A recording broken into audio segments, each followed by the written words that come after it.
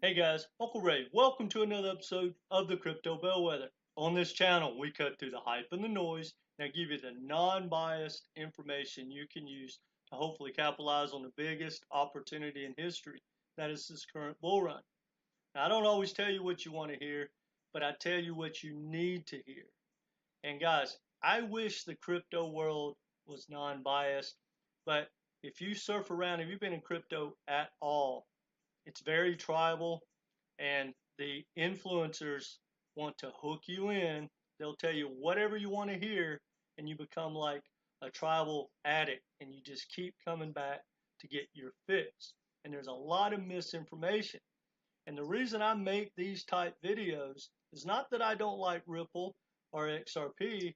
It's like, from my financial background, I want to give everyone the big picture.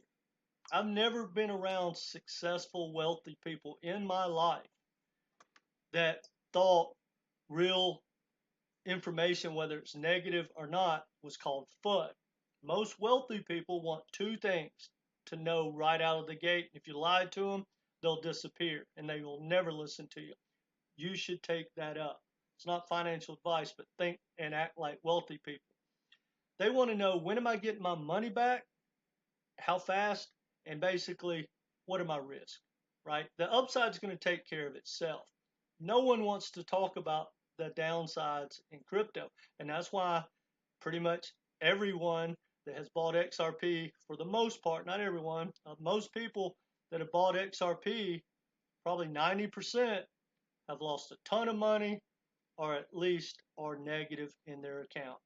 Yes, a few people have made some money, but I've never met anyone that was unhappy about selling their XRP for the most part. And that's up to you guys. But in this video, we're going to talk about some of the lies, flat out lies, that the influencers tell you. And how do I know they're lies, guys? Don't call it FUD. Don't tell me I need to do my research. We're going to hear it straight from David Schwartz himself. So if David tells you that banks will not be the Ripple successes, and that's a quote, and you still believe that all the money is going to run on XRP rails and they're going to take over the banks and take over SWIFT when the banking reset comes, okay. I just want you to hear all the information, understand what you're investing in, and hey, it's your money, guys. Anyway, so I'm going to let you listen to one of the latest interviews from David Schwartz, phenomenal interview, and I'm just going to show you some of it, but I highly recommend watch the entire video if you still want to get educated about what's going on with Ripple and XRP. All right, hit that like button and let's dive into it. Did you hit the like button? All right, this is typical stuff you hear every single day. Why XRP is about to shock the world in 2024. XRP will dominate cross-border payments. We'll see what David has to say about that. You know, you got crypto Louie. He says XRP is about to take over money like Netflix took over movies. Think about that, guys. It's humorous. He also said that JP Morgan was going to use XRP rails and they partnered with Ripple, which was a straight up lie. He's always making up stuff. 10,000 XRP. I notice he's moved from this bull run to doing, $10,000 to maybe 2030. They just keep going out, right? You want a lot of laughs? I would highly recommend go to the Blackswan Capitalist. He believes in $1 million XRP. He pushing the $50,000 buyback. He talks about that he's seen a ledger that was trading at 375,000, which he doesn't understand arbitrage and how ledgers work. That's virtually impossible. He talks about XRP is going to be backed by gold and silver and stuff like that, which it can't be. It's virtually impossible. And David's talked about that on his Twitter account. You should look it up. I like this guy, RIPPLE XRP. why Ripple is the future of finance. Now it's funny, he thinks that, but the CTO of Ripple doesn't. And you're about to hear it straight from Ripple. Now I highly recommend go watch the entire video. But basically what he talks about, guys, is Ripple's kind of changing courses. They're going to work more into DeFi. They're going to work into tokenized assets. Uh, they want to get into interoperability. They're going to push that EVM sidechain immensely. They're going to get into custody. They're going to get into pretty much anything a customer needs. They want to be able to provide it, just like Medico. You know, it's so funny. When I did my debate, we argued. I said, look, Medico at this point has nothing to do with XRP, not one single thing, and it doesn't. It's for it's going to be their custodial arm, right? And maybe XRP gets in there somehow, some way, but right now, Medico offers, I think it was when I looked it up, maybe 16 different services, and none of them had anything to do with XRP. And that's not a negative, and that's not FUD. But my point is, guys, just because you hear a bank partner with Ripple doesn't mean they're buying and stacking and using XRP. David talks about that. And the reason they created the stable coin, and he talks about the banks don't want to hold volatile assets. And if you think about it, I've said this for years, why would any bank in their right mind buy a volatile asset and hold it to save money in cross-border payments and then lose more than they saved? They're not going to do it.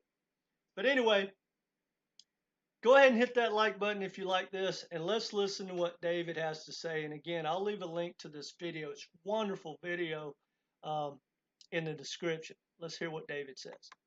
And so those are good target markets. Banks, it's very sexy when you close a deal with the bank, and we do that sometimes, but they're very slow movers. They're very slow to execute. They're very conservative. They're never going to be Ripple success stories, and it's hard to get them to push the benefits down to their customers because that's risky for them, and then it highlights where they're inefficient. So we focused a lot on banks in the beginning just because a press release with a bank is a big thing, but we discovered they're just very slow to move. Like if all they want is a press release, now we're like, hey, like we want to actually like move billions of dollars now. And they're like, yeah, we kind of don't. Think about what he just said, guys.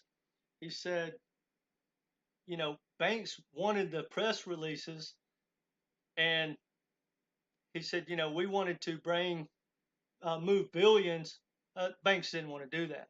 And he said, then when we brought them our product, they might use it, which is Ripple Payments, but they didn't want to push it down for their customers to use. They couldn't get the adoption.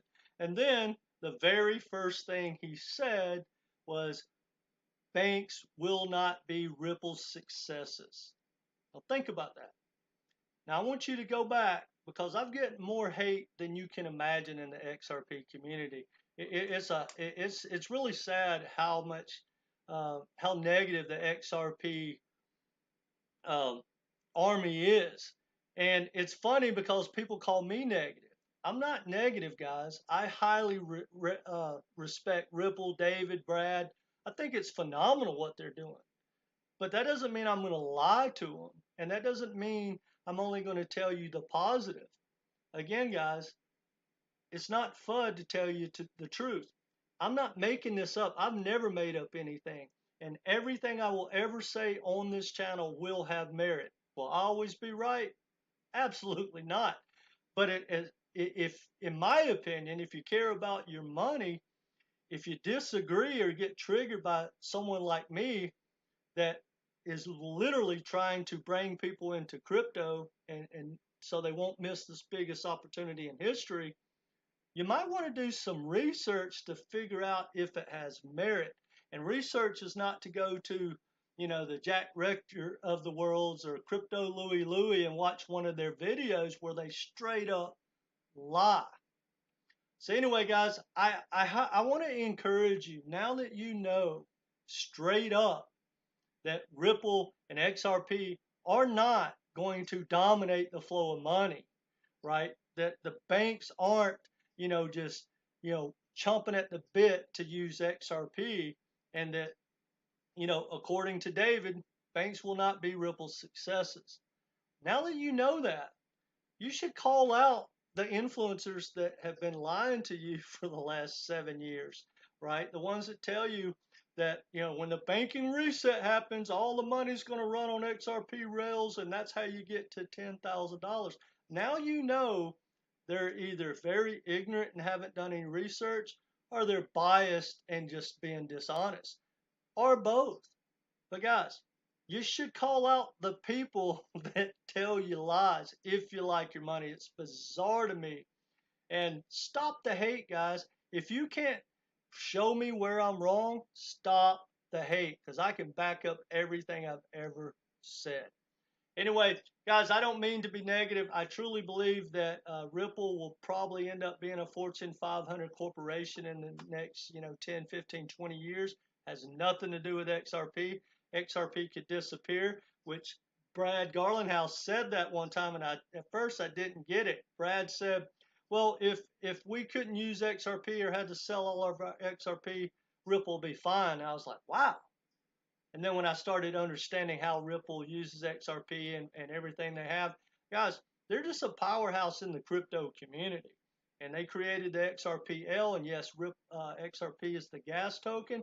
There's a lot of different uses, but there's a ton of money to be made. This is what people don't understand. By Ripple using their supply. And guys, no other project that I can think of uses their supply like Ripple does, right? If a bank does a payment, say with HBAR, they had to buy HBAR, and they can't go to the HBAR Foundation. If a bank does a payment with XRP with Ripple, they use Ripple's supply, and they never have to touch the asset. See, if banks had to go in and buy retail, that would be extremely bullish. And it's actually not neutral. Every time, and David says this in this video, watch it.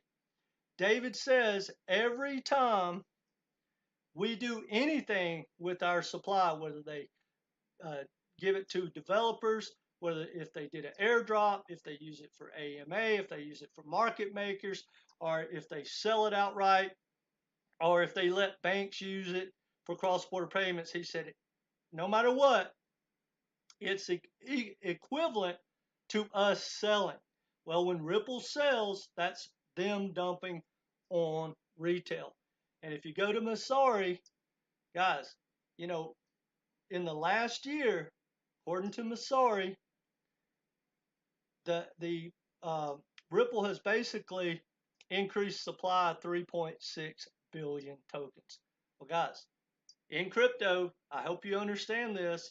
If it's man to man, if I pull out $1 million out of the XRP ecosystem or the HBAR ecosystem, that's a part of that pie. And the average, I think, and you can't find the truth on this, but the average XRP holder is like $550. Well, last month, Ripple sold $122 million worth. Well, they sold that to retail. And retail immediately, before the day was over, was already losing money. That's why XRP can't maintain a pump. Now, that being said, do I think XRP has a future? Yes. Do I think it's going to make life-changing gains? No. 10 years from now, I could see it at $1 or $2, and maybe it sticks around forever.